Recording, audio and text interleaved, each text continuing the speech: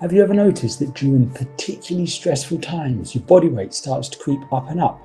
Well, it's a really common issue, and it's because stress plays such a profound role on our metabolism and our eating habits, which can lead to weight gain for many of us through stressful times. And in order to understand how this happens, it might be helpful to break down how our body responds to stress. Now, when we encounter a stressor, our body releases hormones like cortisol and adrenaline as part of the fight or flight response. And these hormones stimulate physiological responses within our body, things like increasing our heart rate, blood pressure, and available energy to help us deal with the stress. And this is an evolutionary mechanism going back thousands of years, when stresses might have involved us having to run away from saber-toothed tigers or other extreme dangers, and we needed that energy. The issue is that in our modern environment, most of the stresses that we experience don't require us to use any energy at all. And one of the primary hormones released during stress is cortisol, and it's known as the stress hormone. Now, whilst cortisol is essential for survival, chronically elevated stress leads to persistently elevated levels of cortisol, which can have really negative impacts on our health, including excessive weight gain. And this is because cortisol stimulates carb and fat metabolism to create a surge of energy through our body, which would be essential in survival purposes, but less so in our modern environment. And when our body burns through this energy, it then signals that we need to replenish those energy stores, which can lead to increased appetite, but we haven't actually used that energy in the first place. And as sugar is an immediate source of energy, this is one of the reasons why we crave sugary foods during stressful situations. And elevated cortisol levels have also been shown to create cravings for fatty and salty foods too. And all of this creates the perfect storm for eating in excess, big insulin spikes, and all that excess energy being stored as fat. And the negative impact of cortisol on metabolism can continue long after the stressor has finished. There was a 2015 study where it showed that women who had reported a stressor the previous day had higher insulin levels and burned fewer calories than non-stressed women when they ate a high-fat, high-calorie meal.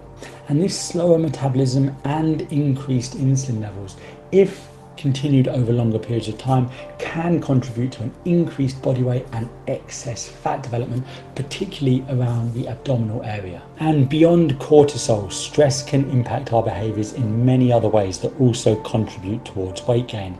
For many of us, during stressful times, we can eat that's cravings that we may have for high fat, high sugar, high calorie foods that can all contribute towards increased weight gain.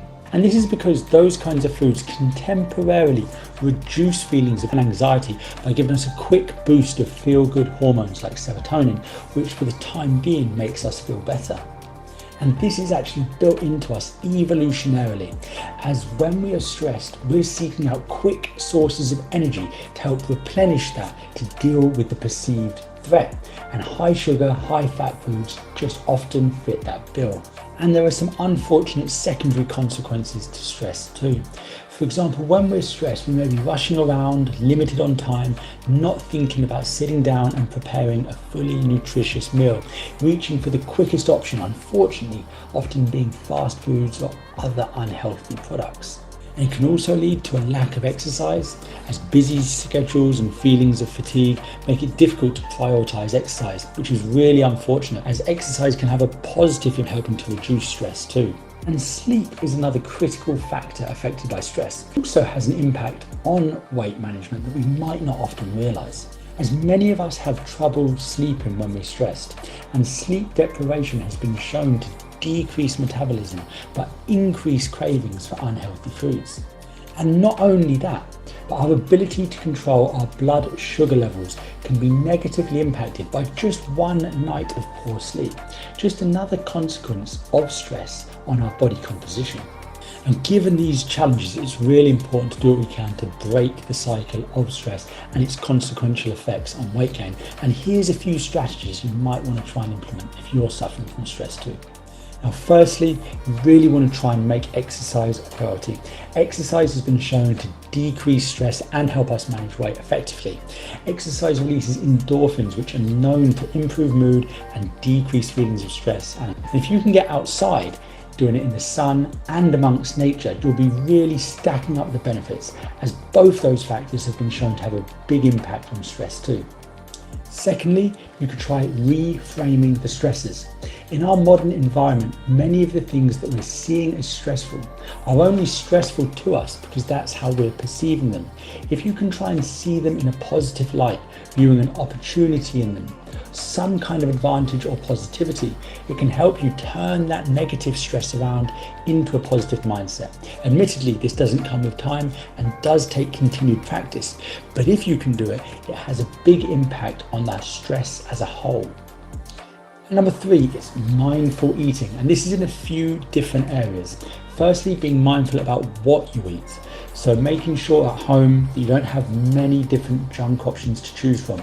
Buying healthy foods so that when you open your fridge or your cupboards, there's not too many to choose from. And secondly, when you're eating, as I mentioned earlier on, stress can contribute towards increased eating. So being mindful whilst you're eating, enjoying the food, chewing it, savouring the tastes and the flavours. And secondly, working in what is a calorie gradient. So starting with the foods that have the least calories in them.